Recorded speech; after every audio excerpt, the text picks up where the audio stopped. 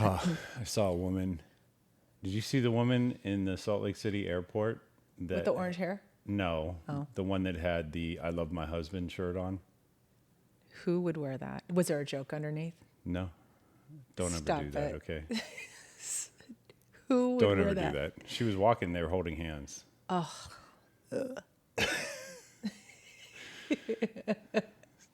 Nothing says we're ready for divorce. Yep. Like an I love my husband t-shirt. Exactly. I don't understand people. Yeah, go ahead. No, go ahead. I don't understand people who wear stuff like that. I don't. Whenever celebrities say, I'm so in love with my husband, literally, you know they're about to head to divorce court. Like, totally. It's just, yeah. So they must have been fighting. That's why she put that shirt on. I guess so. That's like me wearing a shirt that says, I changed my oil. Because you don't change your oil? No, because I do change my, but it's just like, well, you're supposed to love your husband, right? Like, some things are just like, how about the ones automatic? Well, I guess not automatic. Depends on what kind of husband she has.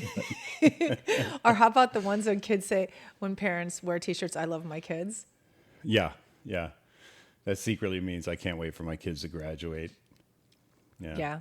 I don't know. I think it's crazy myself, but, what do I know? Yeah. Maybe it's a reminder. Do you think?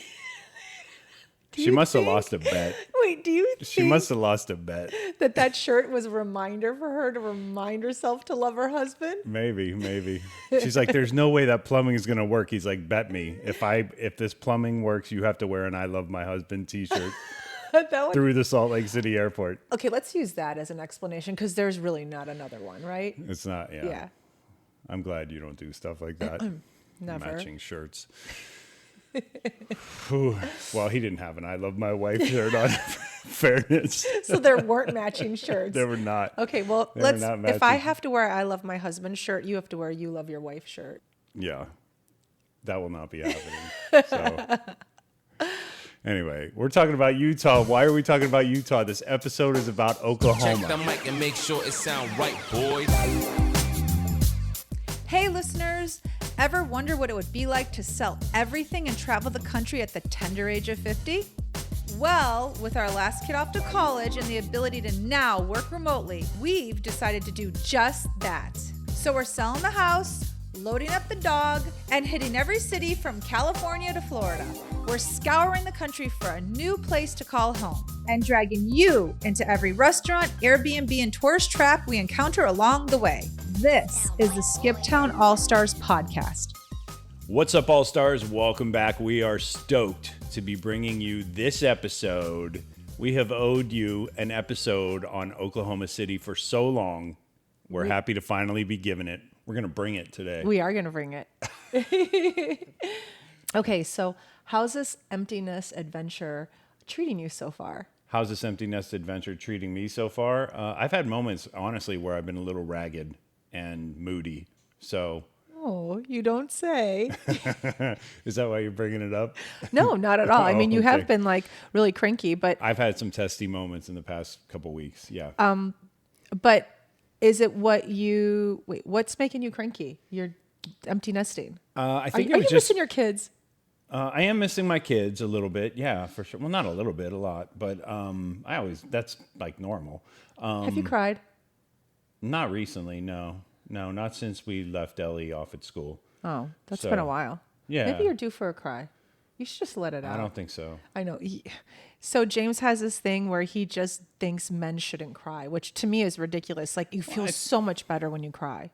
I think it's okay to cry when you're talking about like the loss of a pet. Oh, here we go. This is what James thinks men should only cry about: sports, their mom, and a pet. Yeah. What's wrong with that? I think if you're having a bad day, just go in the bathroom and let loose. I know, but you can't do that if you're a guy. Like you shouldn't What will happen? do that. Well, everybody's going to look at you different. Like I hate to say it, but it's like society has different standards for us than like, if you're like in my case, if you're a producer in the office and you're a boy and you start crying because you got some really lousy notes from the network, everybody's going to look at you like, sack up, friend. I think you should do it. I've always told him he should try it. Just in the office, when he was in the office, I've always told him he should just cry, but he doesn't. In any case, what has made you a little cranky? You should be like, not cranky. I know I should be not cranky because I really have nothing to squawk about, but I don't know. It's been a little different getting here to the house and just realizing, we have all this house stuff to do again to get ready for our renters. So that plus, frankly, being back to work, I know it's like having to go back to work. And I was really excited about the Magnolia project. Great people. I think it turned out really well. We'll see whether it gets a series pickup or not. But just getting back into that regiment and... Well, it's got to be hard too because I'm not working. I mean, I'm working on the podcast, but I'm not physically leaving the house for work. So I know that it's never easy when one person is working and the other isn't. As much as the other person wants to act like it's fine, really, when you're sleeping in and they're working, it's not a good thing. No, for sure. And I don't really feel like I don't feel like I need to be out with you while you're picking out, items or pieces of furniture for the rooms or anything. Like, I don't miss that part at all. But I will say I was a little I was having a moment of frustration the day when my brother and sister-in-law were here painting, and it was of course the one day where I had a ton of notes to do. So, they basically were helping us paint while I was just sitting in my office. They did the whole house. I know. You made it very clear from the beginning you weren't going to be painting. You were the taper. I'm a good taper, but then my brother said I'm not a good taper, so I guess I'm not. So then you did nothing in the end. I went and got us food. Oh, okay. But I'm sorry. I'm enjoying my empty nest time. So I'm sorry you're not enjoying yours. I mean, the fact that you have to work doesn't make it very enjoyable. I'm still working. Mine is just kind of behind the scenes. He actually is working, having to work for a company where I'm working for the podcast.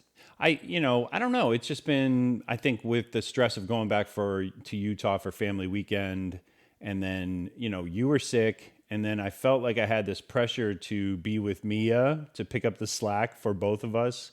And even though I couldn't do it, I was still working remotely from Utah. Yeah. So that was the kind of the whole point. And, now that we're here and, back to getting the Florida house in shape, I feel like in the end, it was what working remotely truly means. It's like I'm working in Utah and my kid is waiting for me to finish work. But the upside to that obviously was, despite the fact that I couldn't see her as much as I wanted to, I still got to see her every single day in person.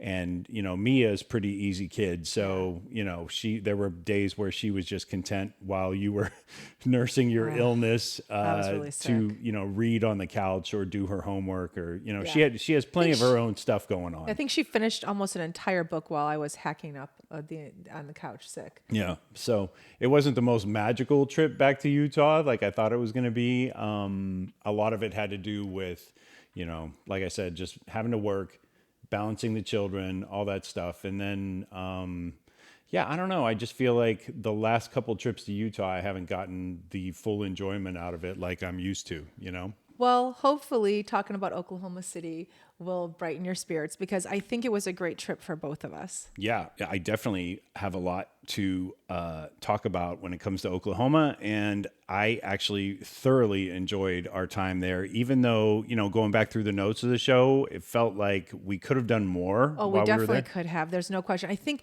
what happens is that while we're traveling and doing the podcast, we both hit a wall and we don't realize we hit the wall until we hit it because, if you've been on vacation, then you're exhausted at the end of your vacation.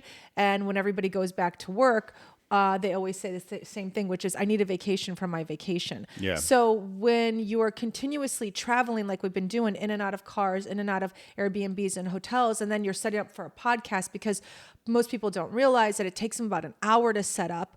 Then we talk sometimes for an hour and 20. Then it takes them another 35 to 40 minutes to put everything away, it is quite tiring considering it's half a day all in by Yeah. the time I get the footage. That's before I even start editing the episode. So Exactly. So it's work. And, being on vacation can also feel like work sometimes. So we hit walls and we don't realize we hit them until we hit them. And for me, Oklahoma was one of those times where I hit a wall. I actually didn't get out of bed for one entire day. That's not a lie. When I say didn't get out of bed, I literally didn't get out of bed.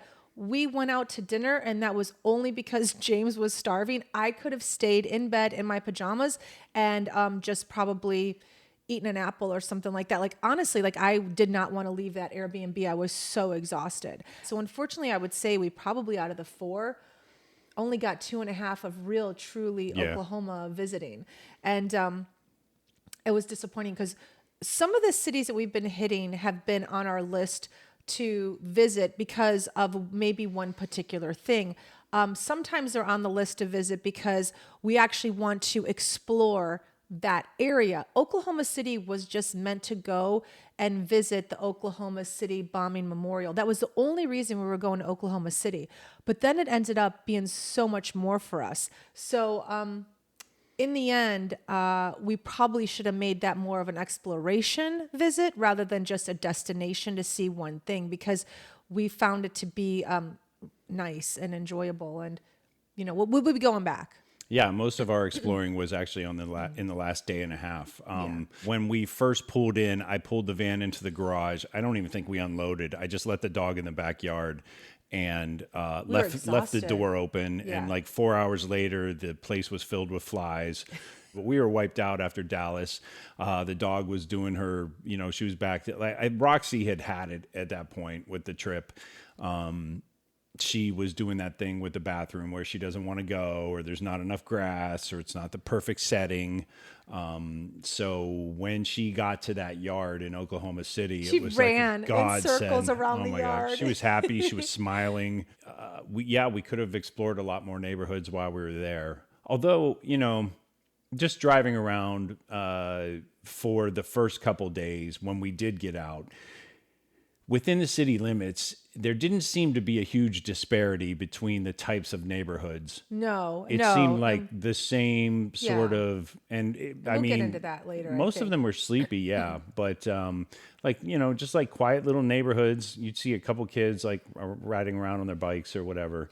The benefit, it was really mellow place. yeah, it is mellow. The benefit of our visit is that your good friend Jen is Yeah. from Oklahoma City, Thank God. legitimately Oklahoma City. Yeah. So it was awesome because she sent us a list of places to go eat, which Yeah. made it really nice. Areas to visit. So it was so Yeah. helpful. Normally we have to research all that stuff before we get there or on the fly as we're there. And this time we didn't have to. No, So thanks, for sure. Jen. Yeah, thanks, Jen. And even though I didn't get to all the things on her list, I'm going to actually recommend them because, so to set the backdrop, Jen was one of my teammates on America's Next Top Model for about 10 out of my 14 seasons there.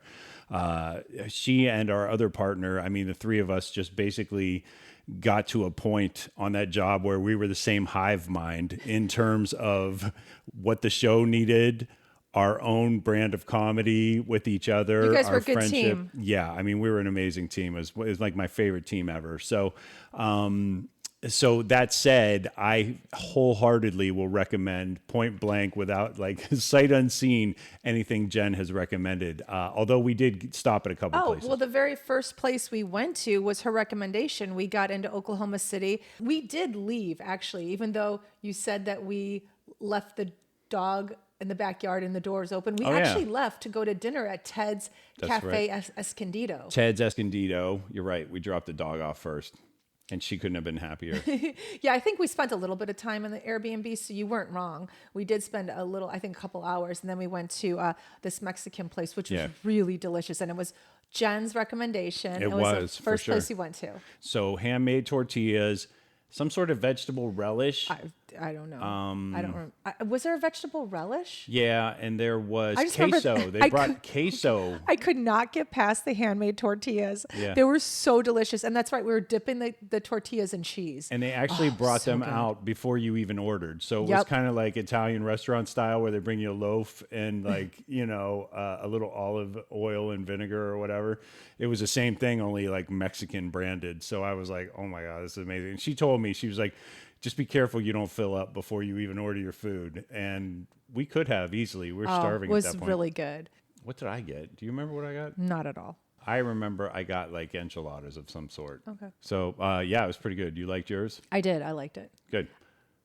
I think my enchiladas had a little bit of vegetables in it, which I'm not normally used to because I think I accidentally ordered a fajita enchilada. So it was like a little different, but everything was super tasty. Well, yeah, but after 2 weeks of barbecue, like maybe a few vegetables.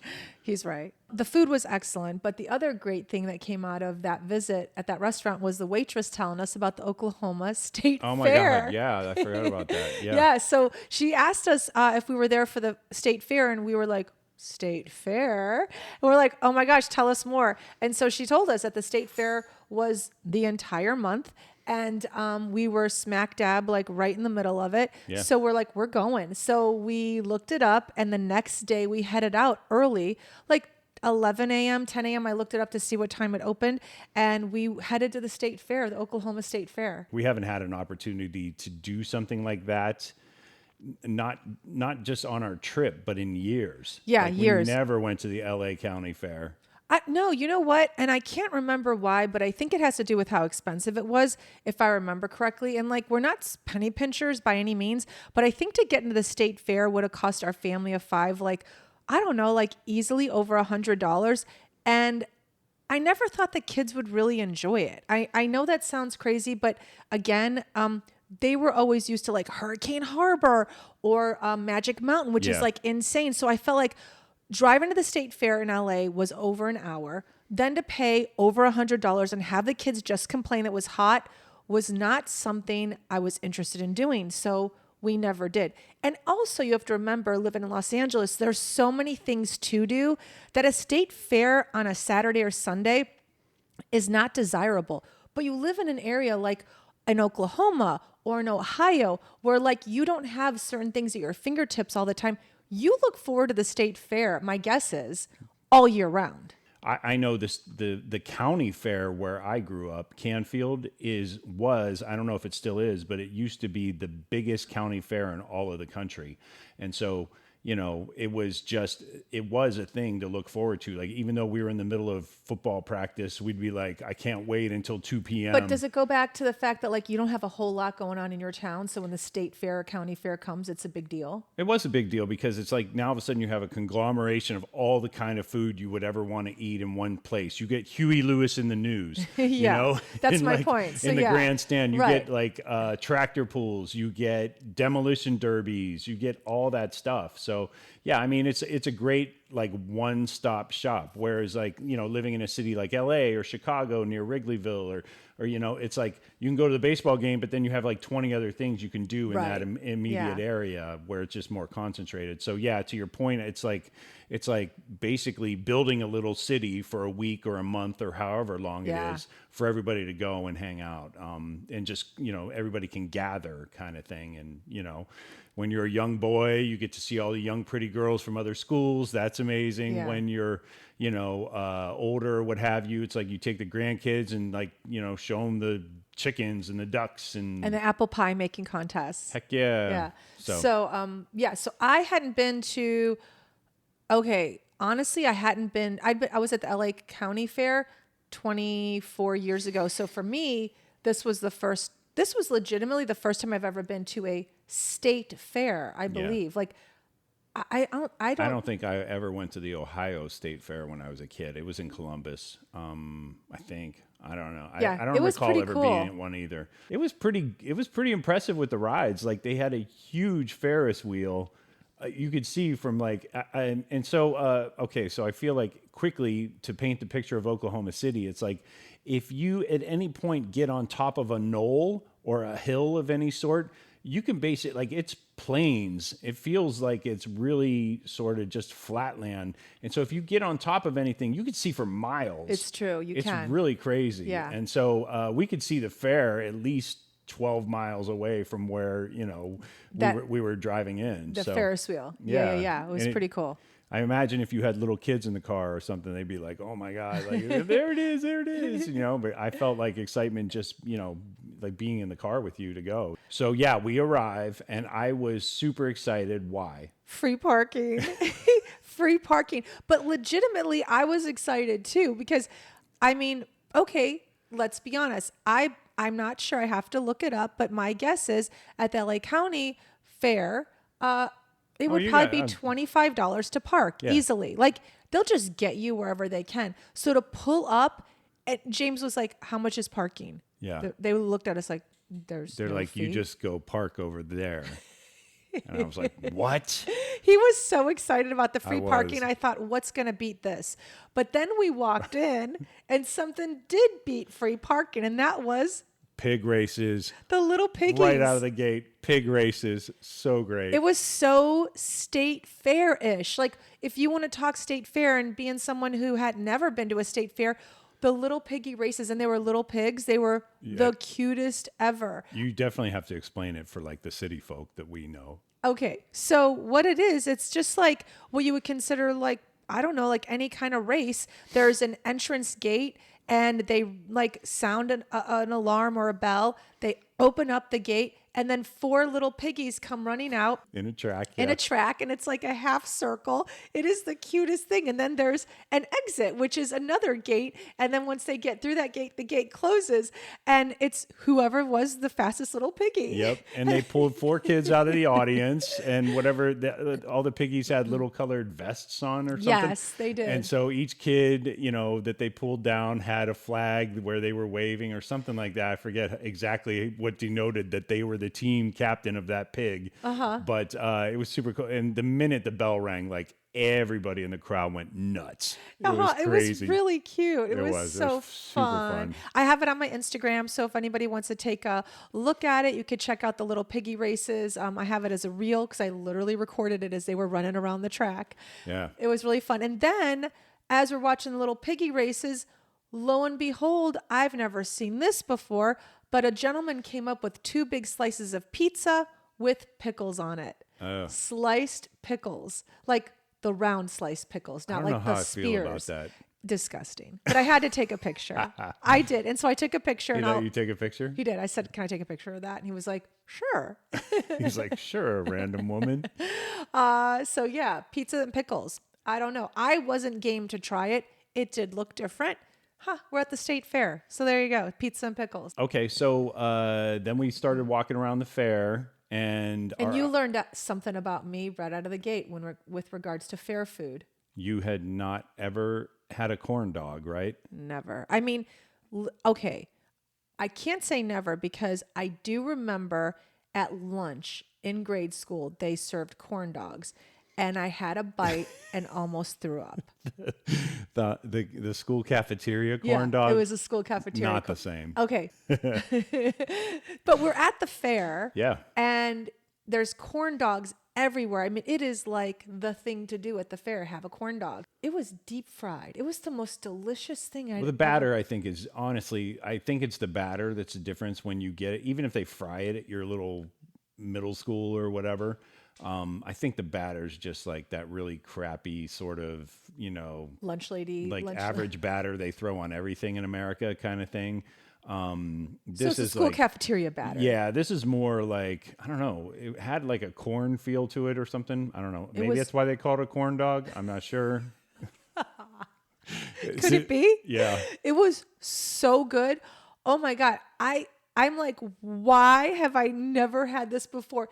It was crunchy, but soft and a little bit of sweet. And then I drenched it with like mustard and ketchup. So you had that. And then I think even though we had just devoured one of those, we walked around for the next half an hour looking for the next thing to eat. Oh, for sure. The whole thing was about food. And then what we did have with our corn dog and continued to have throughout the entire fair was these lemonades, which I swear, Hand squeezed. all it was, let's be honest, was ice, sugar, and a drop of fresh lemon juice. That's all that was. I thought there was plenty of lemon in there. Did you? Yeah, Okay. that's what kind of made it. So you paid, I don't know, what was it, $8-10 for a cup that we shared, and Yeah. we paid $3 for. I was like, oh my gosh, this place is so affordable for a fair. I could not believe it. The one thing we did not mention was how hot it was. So we had to keep getting a refill on that lemonade probably every 15 minutes because it was almost 100 degrees. Horse flies and hellfire. There were. I thought there were going to be a lot of horse flies. There really weren't.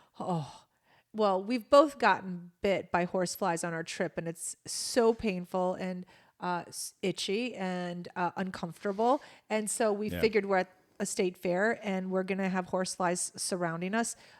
We didn't. I was kind of surprised, but the hellfire was sure there. We definitely had hellfire. Yeah. We were sweating so much. I mean, obviously my hair was pulled back. I had shorts and a tank top on. Oh, but if you just looked at like our hands, we were like dewy. Like it was so hot. Well, I sweat. You're dewy. I Well- was just sweating. You were sweating. It was humid too, which is, I did not expect it to be humid again. You know, when you look at a map, you just don't expect Oklahoma where it's located. I feel, tell me if I'm wrong, would you have thought it was going to be humid? I figured there was a little bit of humidity. I didn't feel it like we felt it in Texas when we were there, but maybe it was more leaning into autumn there and things had cooled off. I mean, everybody, by all accounts, everybody that I spoke to in Oklahoma City was like, yeah, it's like the summers are sweltering. So. And it was. So being at the fair, there was no shade anywhere. We were just constantly dousing ourselves with that lemonade sugar mixture and then searching for food. Yeah, for sure. We did run across the place where they do the cattle auction, and that was a little bit of an education for you. So I learned that at a state fair, they do a cattle auction. I didn't realize that. I figured they just do cattle auctions once a month or twice a month, and they probably do. But during the state fair, he was explaining to me, they do it there as well. Yeah, like you can actually go in and sit on. I mean, you can go in and sit on them anytime, but while you're at the fair walking around, you can see the guys all, bidding on it or whatever, and then somebody wins it, and you're like, okay, great. And you scoot on out with your kids before you have to explain what happens to the cow next. I know. It's true. But yeah, so I got to see that firsthand. And then we went off to find a funnel cake. We did. We went off to find a funnel cake. So the fair, I think, was a success. It was a great thing to stumble upon. We just talked in our last episode about travel partners and are you a good travel partner? And I think that was a great opportunity for us to figure out, like, are we happy with the person we're traveling with? Because it was a perfect time where, like, either he could have said, I don't want to go, I'm not interested, or I would have said, I don't want to go, I'm not interested. But like the rest of this trip, we both were pretty spontaneous about it. So I felt like, we're doing well here. Like, we both want to see the same things. And if we don't want to, then we kind of let the other person go off. But on this particular adventure to the state fair, we both were excited about going. Yeah. Like if somebody had said that day, like, oh, make sure you go to the canal walk or something, which we'll get to later. But I would have been like, we just did the river walk in San Antonio. And so the state fair was just what the doctor ordered. It was something different than anything we had been to so far on our trip. So, hey, that was pretty worth dragging our sorry asses out of the Airbnb for, I must say. It was a good time. It was really fun. So when we started on our drive across country, we both had certain places we wanted to visit. And James was very insistent upon visiting Oklahoma City because he wanted to see the Oklahoma City bombing building and memorial. Yeah. You had actually seen it. It was around 1999. Okay, so in 1995, I believe it was April 19th, Timothy McVeigh and his accomplice Terry Nichols accomplished killing 168 people in the Walter P. Murrah Federal Building using a Ryder truck filled with fertilizer and gasoline. That was in response to, take it back to Waco 2 years earlier. I knew that Timothy McVeigh's extremist views were formed, well before Waco, but they actually became cemented there. What I did not know, and what we learned in the building, was that Timothy McVeigh was actually part of the crowd when the standoff was happening at Waco. With the Davidians. Yeah, with the Branch Davidians. He was actually in the crowd. He was interviewed by a woman, I think her name was Michelle Rausch or something like that, for a local television station. In Waco. Yeah.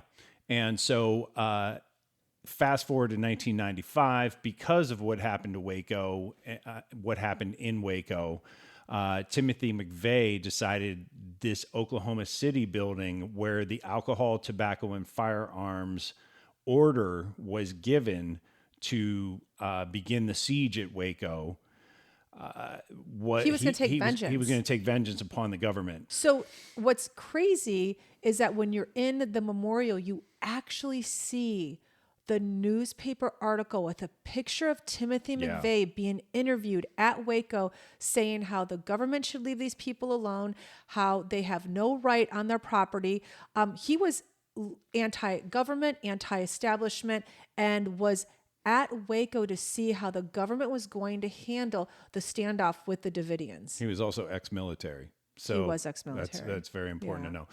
Because he knew how to make stuff. Yeah, he did. And some of that was informed not just through his military experience, but there are a number of books that get sold or passed around at gun shows that, sort of fetishize this uprising and bombing scenarios when, I guess, people feel like society has gotten too liberal. So, our government's taken over. Bottom line, he's a kook. Okay, he's no longer with us. I mean, he was, I think he vacated he expedited his own. He did.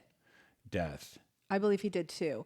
But what ended up happening was he rented a Ryder truck. Yeah. But what's crazy, and James, you can tell you know more about this story than I do, but just as a layperson who didn't do any research about it, James knew a little bit more about Timothy McVeigh going into the Oklahoma City bombing. I knew obviously who he was. I knew what he did. I was educated on it. James knew a little bit more, but he really wasn't trying to cover his tracks. Like when he rented that Ryder truck, he rented it in his name. Oh yeah, for sure. Like, mind you, this is in the 90s. So now it's before cell phones. It's before you can be tracked anywhere. There was no social media.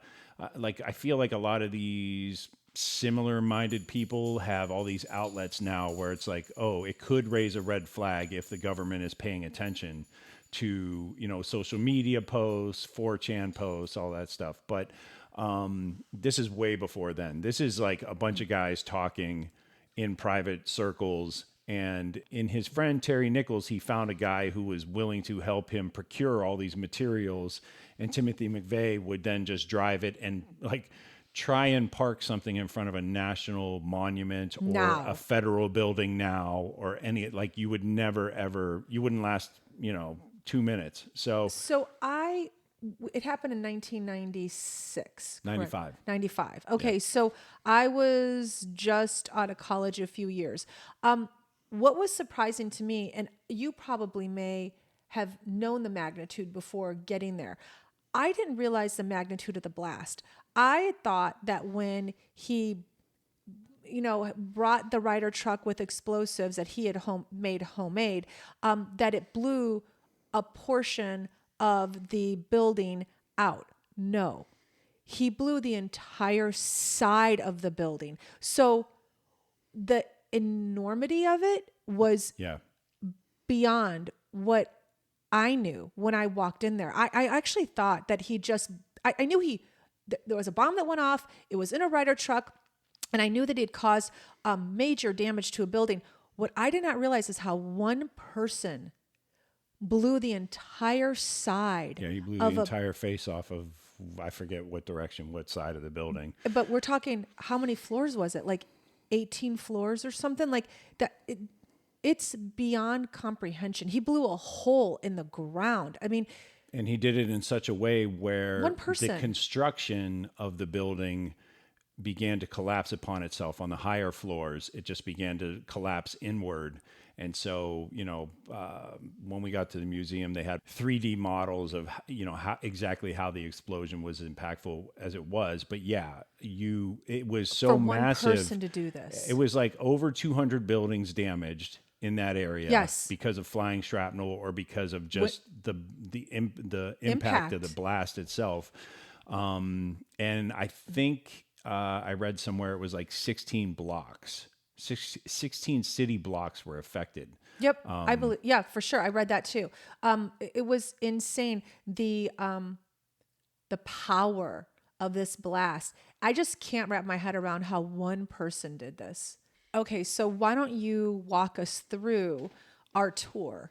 What happened? Okay, so we get to the museum, and the first room basically paints the picture of the various functions that took place in the building. So even though he was targeting the alcohol, tobacco, and firearms, there were several branches of government in there. There was an Army recruiting station, the recruiting station for the Marines. There was the Drug Enforcement Administration was there, the DEA, and like different departments of Veterans Affairs, all that other stuff. So and a nursery. Yeah, a daycare was there for all the workers in the building. Yep. So anyway, it paints the picture of what all was in that building. And then you get to the second room, and they actually had a recording from a court case going on. It had something to do with property or an estate or something like that. Yeah, there was a guy who... It was a real estate case. It was a civil case. Yeah, somebody was going to make a well on their property, and the neighbor was complaining because they felt like they were going to take all the water if they made the well, and then no one in the area would have water. Yeah. So they were there fighting this guy who wanted to make a well. Right. And so they started recording at 9. The judge started promptly, and you listen to this court case, this benign case going on for about a minute and a half. And then at 9:02 is when the bomb goes off. And the lights flash, and you can hear the explosion on the recording. I don't know how this thing stayed intact. It sounded so loud. This building was actually immediately across the street. Yeah. So then you proceed to a third room, and in that room, I have to say, being a visual person and a multimedia person and all that, from an experience standpoint, it's probably one of the most impactful exhibitions I've ever been in, because it felt as if you were sort of standing in that moment when it happened. They had news reports playing on different speakers, bouncing around the room, cutting in and out of different reporters, different news reports. And visual. Like they had the visuals. They had TVs like showing people running. Yeah. Firemen running toward the building. The room was meant to give you an idea of the chaos, and I got to tell you, it was pretty damn successful. I was impressed. I mean, I think going in there, I just expected sort of. I wasn't expecting a presentation like that, an exhibition like that.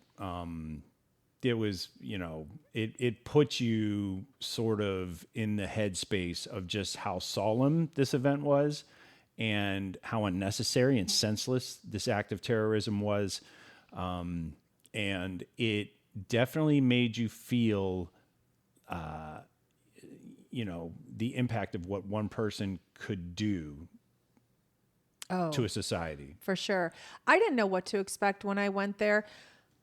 We've been to different memorials, I believe. I mean, you and I together and also separately. And, this was just different. The two architects, a husband and wife that designed the memorial, they're local Oklahoma City architects.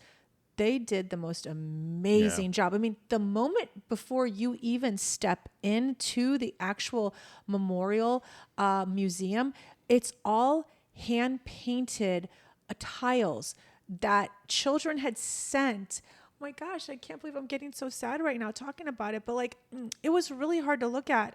They had sent to the firemen who were like fighting the, not fighting, but like helping all these people. Rescuing, yeah. Oh my God, it was crazy. And so it's like on the wall and on the ground before you even walk into the museum are all these tiles from children all over the country that like their hands are like, we love you, we're thinking about you. And it was to all the rescuers. I mean, it was that when you before you even walked in, you're like, uh-oh, like you knew. Yeah. I mean, you can't expect that it's not like going to the Washington Monument or something like that. No, And it's not definitely, at all. you know what you're getting when you go there. And, to be clear, I had been in Oklahoma City back before I was an editor. I worked for a camera truck company, and we were actually there for some huge religious show or something like that. And when we were there, we saw that they were actually clearing ground for this memorial. So For you wanted to see it finished. I knew I wanted to see the end result. Yeah, I did. So Yeah, when we walked in, like you, I wasn't sure what to expect, and then when we sat in the room, and it was basically a simulation of what happened when the bomb went off, and our room shook. It was very loud. Lights were flashing.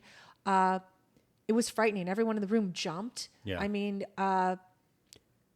it was amazing in the sense that it did. You're right. It 100% put you there. And I did not anticipate that. I really thought it was going to be a museum where we just walked around. We read some displays. 100%. Yeah. Learned about the building, learned about Timothy McVeigh, learned about the victims and the survivors. I did not anticipate being part of it. There were personal belongings of the victims in that room. I mean, coffee cups, computer screens, baby shoes, keys. It was terrible. I mean, you saw like the daily calendar of somebody, literally their calendar. It was tattered and torn and burnt. Watches. I mean, just men's watches, women's watches. It was very moving. That's the word for me. It was so moving. I think the big takeaway for me, first I'll say that 2 hours is not enough time. No, we got kicked out. We were there for 2 hours. We got there too late in the day. Yep, and they kicked us out. So you have to plan on being there. I would say a minimum of 3 hours because you're going to want to take your time. And then after, that's just inside. Yeah. And then when you leave the actual museum, there's several different areas of the site that memorializes what happened. And there's a tranquility pond that they made. And on one end of the pond is a huge structure with the time of 9:01. And that was before the bomb. And then the other side is 9:03. That was after the bomb. Yeah. And so 901 signifies the last moment of innocence, I guess, for lack of a better word. Yes. The last moment of innocence that we as a country had before this act of domestic terrorism. And then 903 is basically when the citizens began immediately respond. So the bomb goes off at 902. At 903, right away, the significance is that people right away recognized something was dramatically not right in the city, and everybody began to, basically descend upon the building itself to figure out what happened and who needed help. Right. That's where the pool is. Yeah. So then not just do you have the pool and the monuments on both sides of the pool, but you actually have lights on one side of the pool area. It's all grass, and you have just lights, and each light represents one of the victims, and then it has their name on it and what floor they were on. And then if you look this up, you'll see there was a tree that survived, the survivor's tree, the bombing, and that tree is still there, and they have it on that property as well. So that's another part of the memorial.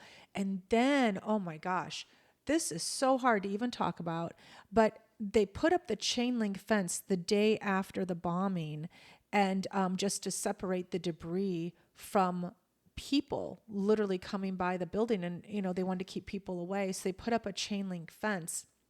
And that's where people started bringing notes to their loved ones that were still in the building and had not been rescued and, could have certainly been a victim. And no one at this point even knew 24 hours later, was their loved one alive or dead. So people were putting notes, just how you see on any memorial.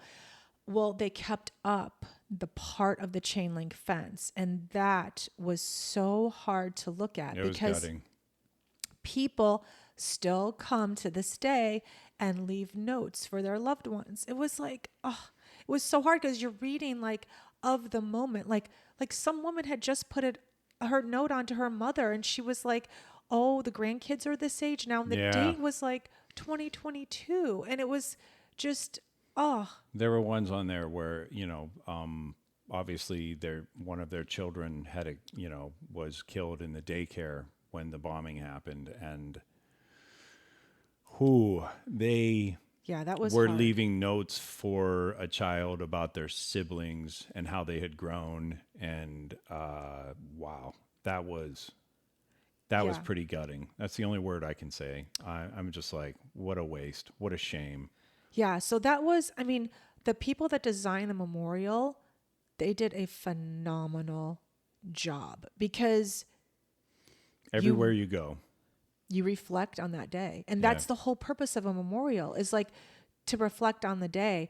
And they really allow you to do that with the way they designed it. So it's not just a presentation of facts. It's a visceral experience. Mm-hmm. Even when you're out near the pool and you see the big structure for the 901 and the 903, then off to the side, they have all the chairs. I want to pull up exactly what the memorial stands for because I was looking at it after. So I'm just going to really quick say what each one is because the whole property has different elements.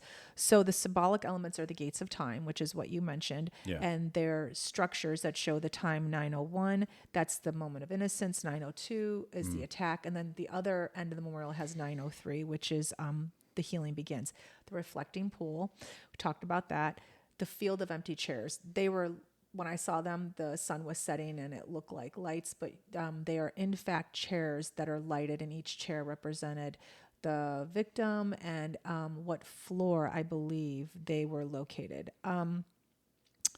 And then there's also, there's 9 rows, each representing a floor of the federal building where the field is now located. And then there were 19 smaller chairs, and those were for the deaths of the children.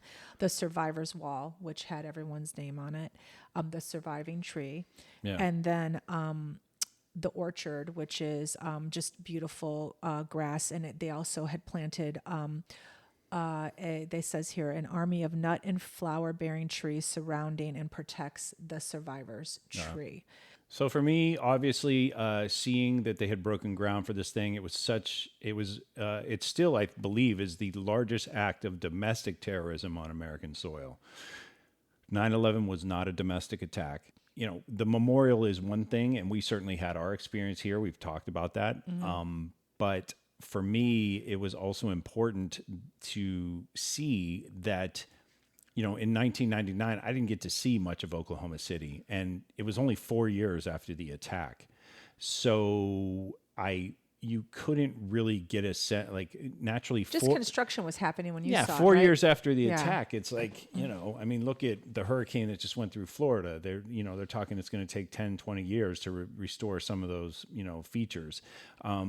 So it was important for me to see now what it was like. It's I know that Oklahoma City has bounced back because, just taking it from a sports fan standpoint alone, it's they have the Oklahoma City Thunder where Kevin Durant and Russell Westbrook and James Harden all played together for a long time. It's a hugely successful program for a mid-sized city.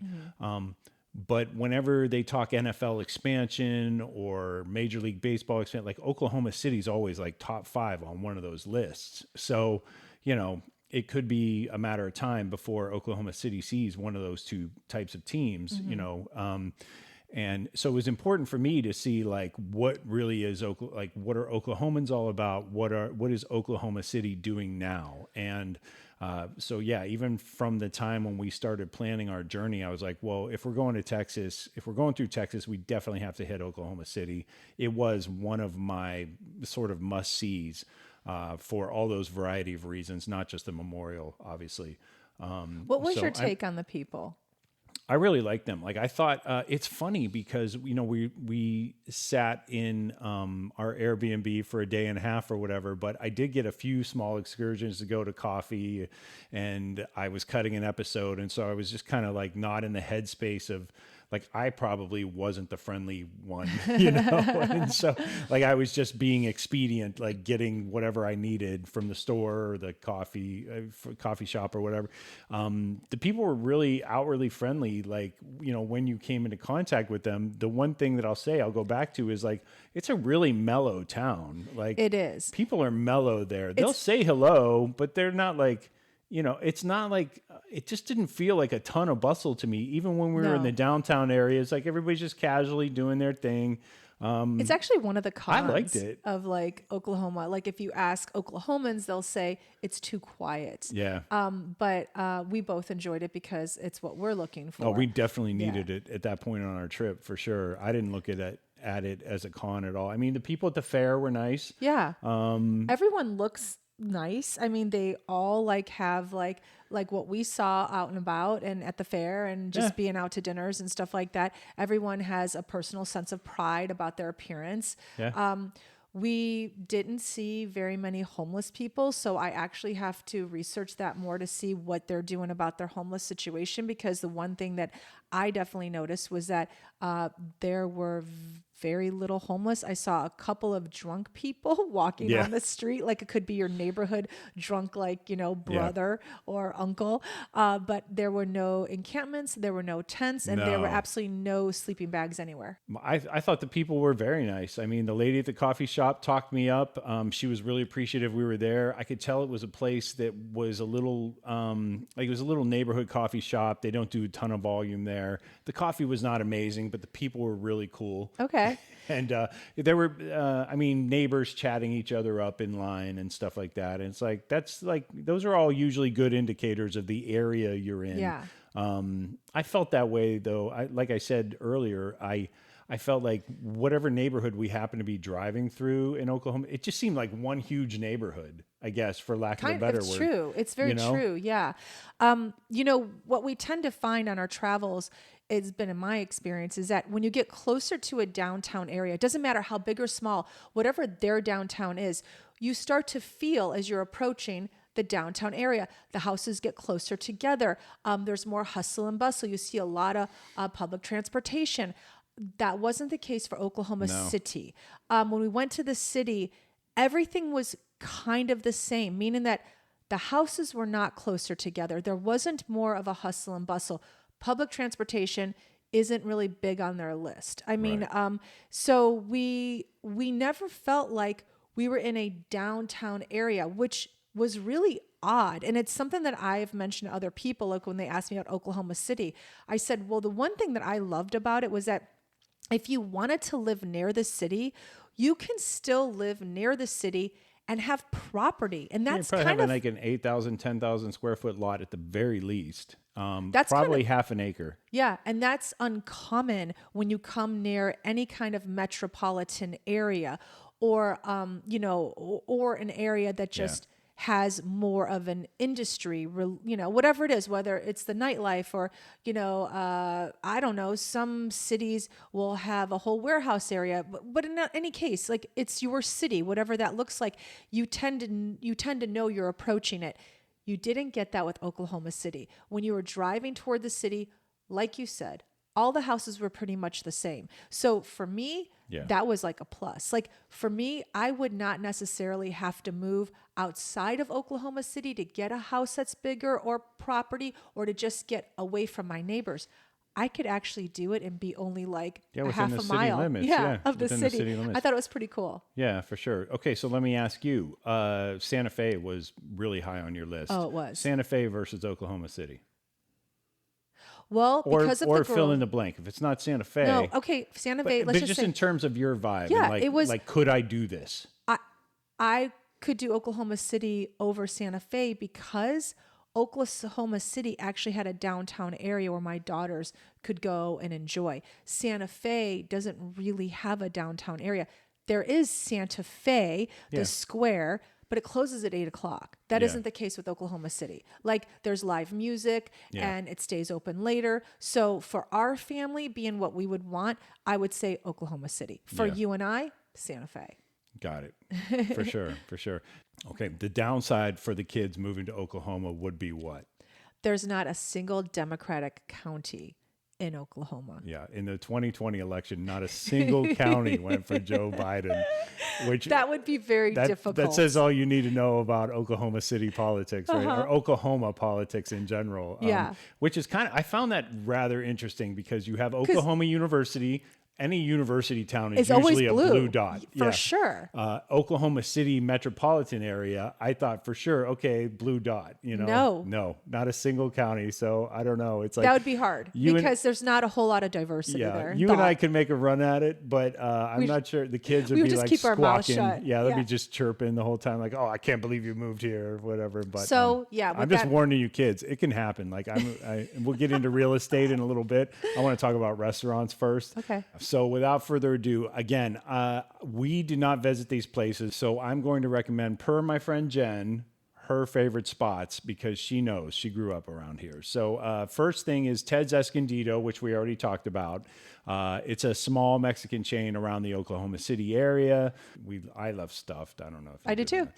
So another spot she recommended is Nick's Grill. After Mexican, it's her number one place to go. It's tiny. It's a little burger joint. The old man there has been flipping burgers, I guess, for 100 years. He's got a sidekick back there flipping burgers with them. Her advice is to get there early and come hungry. Next up is actually from her friend Robin, who said you cannot miss in the downtown Bricktown Canal area. You definitely should see that. It's indicative of what Oklahoma City is about. We actually drove through there. Yes. We didn't spend a lot of time walking around there. But it was really cute. Yeah. To me, I found that it was your sort of quintessential like iron and timber and that sort of Western feel that you would get in a downtown area. It reminded me of Oklahoma's own version of like a Nashville. I agree. Kind of very setting. Cool. Agreed. I'm sure there was a lot of whiskey and steak and all that. And actually, speaking of steak, two of the places that you can get a great steak. Now, mind you, again, Denise and I had so much beef. It is true because all through Texas, I could not eat. I just needed chicken and vegetables at that point. Yeah, and I really was taking a break from food. I'm not kidding. Like, I was not about the food at all. And it's so unfortunate because Oklahoma is known for their cattle. So their steaks are going to be amazing. And we just did not partake because I couldn't even think of a steak. I have to be honest with you. I actually had a vegan meal one day. You did. I remember that. Holy I cow. brought home lunch, a vegan lunch, because I just needed a break. You're so LA. You're so bougie. Well, when I asked the girl, because I went to go get my hair done while I was there, because on the road you still have to maintain your beauty appearances. Yeah. And I asked the girl, "Where's a good place to go? I just need a salad." And she goes, "There's a vegan place right across the street." I was like, "Oh, let's do it!" Yeah. It was so good. For sure. Okay. And what are the two steak places? The two steak places they recommended was Mahogany Downtown or Broadway 10. There's another place called Cheevers. I checked out the menu. It looks like a great menu that sort of shuffles the deck on traditional American cuisine. Blue cheese fries appetizer. Okay. Pretty decadent, but not something you can find on every menu everywhere. Cowboy rub, salmon salad, and a prime rib sandwich. Oh, that sounds delicious. Yeah, that's all sounded Had I not had pretty barbecue good. for 14 days straight, I probably would have devoured a prime rib sandwich. Yeah. Another recommendation was a place called The Jones Assembly. Your Southern food, catfish, Nashville hot chicken sandwiches, speaking of Nashville, Southern type dishes, okra, all that stuff is on the menu, but it's allegedly a very good place. And then the big one for drinks, the new Flamingo Tiki in the Paseo Art District is very good. as I'm told. And I'm reading some of this off, so you forgive me, but I want to make sure I get the info correct. The trick to this place is to go next door to Oso Paseo to get your food, because the tiki bar does not serve food. So okay, you can get got your it. drinks on one side and get your food on the other. Makes for a great day. Yeah. Not a ton of boutique shops. You asked about boutique shops while we were there, and I think that's probably why we didn't end up going to a downtown area. Yes, you're right. I did ask you to ask Jen about boutique stores, and I guess she really couldn't recommend anything. I'm sure there's probably a few in the downtown area, but because we didn't venture down there personally, like literally get out of the car and walk on foot. But again, like it was, that trip for us to Oklahoma was 2 days down and 2 days on. And so I don't think I gave it enough time. Right. And Jen's also, she lives in LA. She's lived there a long time. When we asked for a boutique area, if that's what you are looking for, she knows right away, like, oh no, Denise isn't going to find this like anywhere. Her response was, well, Oklahoma City can be more of like a Walmart every 5 miles kind of town. That's fine. But, totally. I always like to get a feel of a place by visiting locals that own businesses and local artisans, makers, and going to local boutiques are always a good way to get a feel for it. And it always brings you to a cute general area as well. So when you ask for like a boutique of some sort with clothing, you generally are then driven to like a main town of a cute little area or a cute little street in the city. Yeah. So that's why I normally ask that question, because it brings me usually to a pretty, cool area. I guess there is a market type place where you can get Native American art and all kinds of stuff. We didn't see that. I don't know where that was, because I was hoping to buy some Native American art, because there are something like 38 tribes in Oklahoma. And I don't know if you remember when we were driving, I'm like, oh, I'm going to get some cool stuff. I didn't find anything. No. I think it's more where we were sort of going through. I think most of the reservations that maybe have roadside stands. I don't even know if they do, like they do in Arizona. But was there an area that Jen told you about? She said there was a market somewhere. Bottom line was, though, you and I weren't going to be, visiting it because we weren't even in that section of town. Oh, okay. That's to be continued, though, because let's talk about real estate. Oh yeah, this is going to be fun. Go ahead. I'll let you take the lead on this. I promise you, we will get you an update on the market, because. What have I been doing on Zillow? Looking at houses in Oklahoma. For weeks. Yeah, we ended up going to an area. I said, you'll take this over, but I'll just lead it in. No, yeah. Jen referred us to an area called Edmonds, where her friend Robin, who also gave us some recommendations, because it's actually lives and bought a house. Yeah. It's up and coming. So go ahead. It's already arrived. You can't afford it. Nope. No, I'm just kidding. Actually, there are good houses there. Are there? Yeah, there are. There are 3+2s there in the $350 to $550 range. We went there and we thought it was kind of expensive. A few of the subdivisions you and I personally were in, it was like 6s and up. Okay. And it's subdivisions. They were beautiful. I know, and it was subdivision. Those houses were really nice, but. Yeah, if you know us, we're trying to stay away from HOAs and not being told what to do with our lawn and all that stuff. Yeah, so we really don't want to move into a subdivision. Yeah. Although, respectfully, it's like we've talked about it also at length, where it's like when a developer runs electric and water and gas and all these things out to a certain area, that's why you have 10 houses in the same area in the middle of nowhere. Right. So functionally, it seems to work. If you don't want a homestead or have a septic tank or a well, or it's like, I get why people do it. Mm-hmm. I do. We're just saying we're trying to avoid that if we can. Yeah, you usually get a little bit more property when you don't move into a subdivision. So that has been our thought. Like, we can maybe get a little bit more, but we do realize that in some of the areas we're going to, they're being developed for a reason. Yeah, for sure. And going back to the point you said, where some of the houses we were looking at were really expensive, that's because I plugged in, like, I wanted half an acre or more. Okay. So you would get that property, maybe even abutting like the back of a golf course or something like that. So not a bad view to look out and see, hole 7 perfectly manicured and people having a great time out there, Yeah. Ponds and it seemed like a lot of my big takeaway from that area, though, Edmond, Guthrie, which we'll talk about in a second, Arcadia, and some of the other ones, like when I do a zoom out on Google Maps, I don't see tremendous bodies of water anywhere. So there's no, there are rivers, there are smaller lakes, but it just gets so sweltering hot in the summer. And the one thing that like I've come to realize is, I guess Oklahomans being so mellow, they just put up with it, because there are a lot of houses where I look at, like I say, must have pool, right? Like I want it to have a swimming pool if I can't go to the lake or anything like that. Right. Not a ton of inventory with swimming pools. Yeah, okay. you're gonna have to build your own swimming pool. So they don't seem to mind the heat. It's funny to me, unless these subdivisions have like their own little community pool that I'm missing. But the actual listings for the properties themselves, I'm not finding a ton of, you do have them. But if there are, if you put in the filters for like whatever you want and you get 200 results back and then you click on pool, you're only getting 26. So that seems like for a really hot area, you wouldn't find that in Florida. You wouldn't find that even in Texas, but especially not in California. Yeah. Or Arizona. That is odd. Everybody has a pool in Arizona. It's like that's so many true. people. That's very true. Yeah. I wonder why they don't feel the need to go swimming. Man, I don't know. We'll have to ask Jen.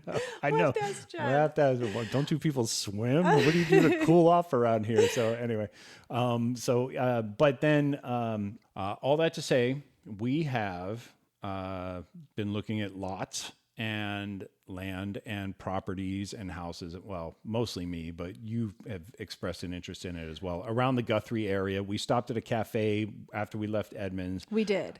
We spoke with a local waitress. I Yeah. spoke with a local waitress and had asked her about the area, because we had noticed a lot of development going on in this area, which was really quite far from the city, like maybe like 25 to 30 minutes from Oklahoma City. And again, not understanding why people want to live so far out when you can still get a good piece of property near the city. So I asked this waitress, what's the deal? Like, we saw huge plots of land being developed.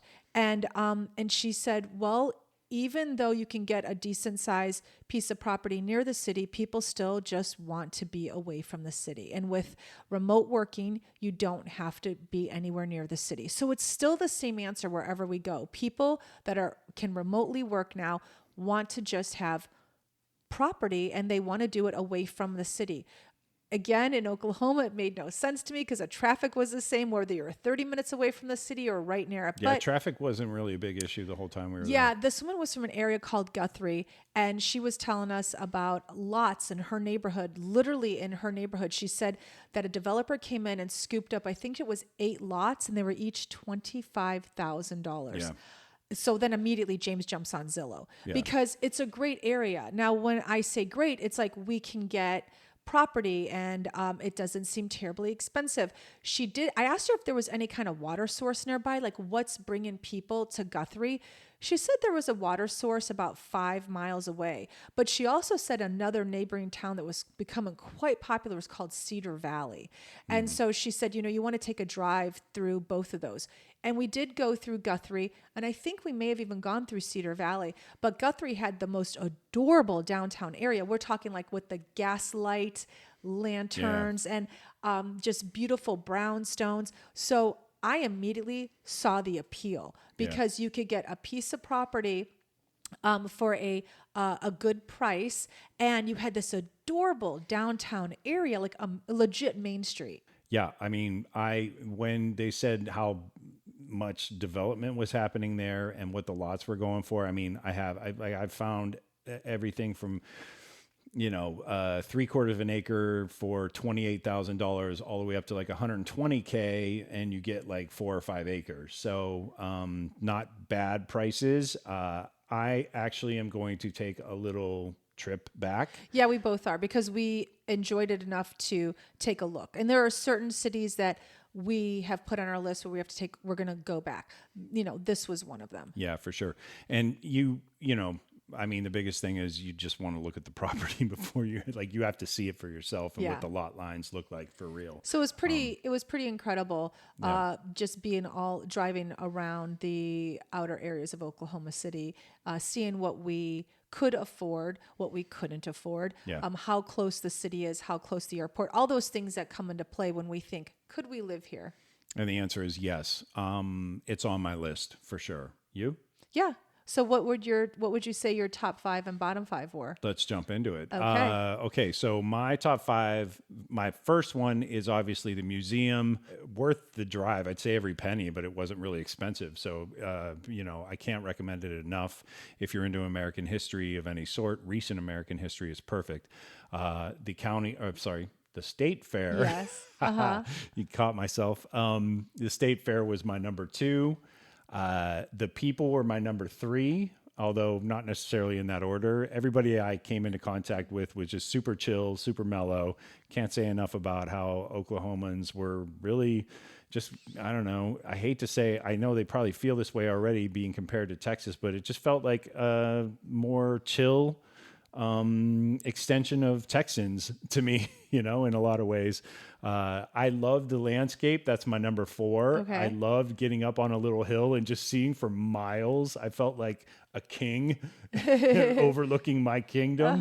That was pretty cool. And my last thing that I should not have liked this, but it did end up liking it, was the cop who pulled me over for that speeding ticket on our way out of town. You remember this? Yeah, he was really friendly. He was really friendly. I don't know what happened. We were leaving the downtown You were speeding. area. What do you mean? What happened? You were speeding. Well, maybe a little. I was doing 52 and a 40. He was nice enough to drop it down to a 50 for me, so I didn't get points off my license. Super friendly guy. Wished us well on our travels. You speed all the time. You just got caught this time. So that's when you say, I don't know what happened. I don't know what happened. You don't. You speed all the time. So, all right. I don't think so. Okay. I think 5 above the speed limit. So what makes a friendly cop? The friendly cop he goes, you don't need to have your hands on the steering wheel at 10 and 2. We're okay. It's cool. And I was like, oh, okay, cool. And then, he saved me 2 points on my license. He didn't have to do that. He was friendly. The ticket was far less than I paid in LA. Okay. So for speeding, not that I've ever gotten a speeding ticket in LA, but You've gotten many, which I'm aware of. okay. So anyway, it was at least $150 cheaper to get a speeding ticket in Oklahoma Well, City. go crazy then. I know. So that's my top 5. What about you? Okay, so my top 5 are free parking at the fair. Even Nice. though you liked it, I really liked that as well. Yeah. Everything is spread out. Even in our neighborhood that we stayed in, the houses aren't on top of each other. I really like that. I mentioned it also, approaching Oklahoma City proper, downtown area, the houses are still spread out. I really like that. No traffic. There was no traffic, no matter where we went. Non-issue. It was awesome. No homeless. And then You're opening up that can of worms. I know, but I again. brought it up earlier. So they obviously have some sort of program set up for their homeless people. I Yeah. don't know what they're doing. Maybe they're just shuffling them to another part of the city that we're not seeing. But there was no sleeping bags, no tents anywhere that we went. Yeah, everything. we'll expand on the homelessness thing in another episode. Go on. Everything was super clean. And everyone was really nice. So those were my top 5. My bottom 5, I only have 3. I felt like the landscape could have been prettier if there weren't so many strip malls. And I know that goes for any place that we visit, but Yeah. it was quite pretty, I thought. I've read some cons that people don't think Oklahoma is very pretty to look at. I disagree. I mean, maybe we're not asking for much, but I thought it was quite pretty. And I just wish that the landscape had been kept more intact and there weren't so many strip malls everywhere. Yeah. The bottom 5, the Italian restaurant we went to, Frankie's sorry. Italian. Yeah, I bombed on that one. It was okay, but I didn't want to go out anyway. So It was rated really high, but when it's the only restaurant in a 30-mile radius, I guess that And it's the only Italian place. Italian isn't really their forte. No. It's more like we should have gone to a Yeah, steak place. we ordered spaghetti in a steakhouse for sure. Yeah, and then my third bottom 5 is that they just don't have public transportation. Like it is very much a driving town. Yeah. Or I mean, I did see buses, but we didn't stay very close to Oklahoma City proper. I keep saying proper, but like Well, we we're weren't in the limits, but yeah. we weren't in the downtown area. So if we didn't have a car to get there, would have taken a bus and it would have been a very, very long bus ride. So Yeah. I just felt like they don't really like put much stock in their public transportation. Yeah. My bottom fives are the sweltering heat with no swimming pools. I don't understand it. We would need to remedy that if we were to move to Oklahoma. Not a lot of trees, not as many trees being planted as I thought, which I think goes back to your comment on, the landscape and all that. People say it's not very pretty. It is actually if you a section of land with a couple trees dotting up here and there, it actually is fairly picturesque. Yeah. Like it looked to me like it was Oklahoma, but the one thing I'll say is I don't understand, goes back to the swimming pool, to the shade. Like, don't you people like to stay cool in the summer? Like, I don't get it. Like, I feel as Californians, we could show you a lot. We could teach a lot of Oklahomans how to stay cool. You don't have to sweat like that. But anyway, they have their own way. They don't want us to California. They're Oklahoma. They do not. My last one really is I went to 2 or 3 coffee spots. None of them were great. No good coffee. None of the coffee spots are making the top 5 Okay. when we eventually do my top 5, bottom 5 coffees. Business venture. Yeah, and I was going to say the same thing. That's my fourth one. I only have 4. I don't have 5. I didn't have 4. I only had 3. My fourth and final one was, you talk all the time about how much you appreciate what Chip and Joanna Gaines did in Waco. Yeah. I think it's ripe for opportunity if you want to put boutiques all through You're Oklahoma right. City. You have the opportunity to build a section there. So there you go. Food for thought. All right. It's something I'll think about. Anyway, you got to get out of here. She's off to Miami. I've got a house to deal with.